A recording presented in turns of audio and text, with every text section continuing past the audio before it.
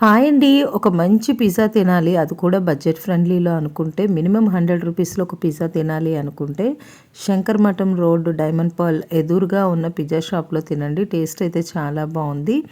వీళ్ళు ఓన్‌గా పెట్టుకున్న బిజినెస్. ఇలాంటి వాళ్ళని మనం సపోర్ట్ చేయాలి కదా! అయితే సండే మూవీకని బయటకి వెళ్దాం అనుకుంటున్నారు. మా హస్బెండ్ 'పుష్ప 1' మూవీ స్టోరీ అంతా కూడా ఒకసారి రీకలెక్ట్ చేసుకొని మరి మేము మూవీకి బయలుదేరుతున్నాము.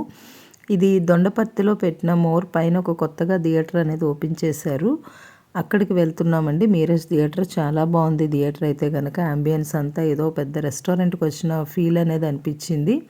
కాస్ట్ కూడా అలాగే ఉందనుకోండి. మీరందరూ 'పుష్ప' మూవీ చూసారా? మీ అందరికీ ఎలా అనిపించింది? నాకైతే మూవీ అనిపించింది. కానీ కొన్ని సీన్స్‌లో పుష్పరాజుని చూస్తే కొంచెం మనిషికింత ఈగో అవసరమా అని కూడా అనిపించిందండి. అయితే నా యొక్క ఒపీనియన్ ఇది. మీ అందరికీ మూవీ నచ్చినట్లయితే లైక్ చేయండి.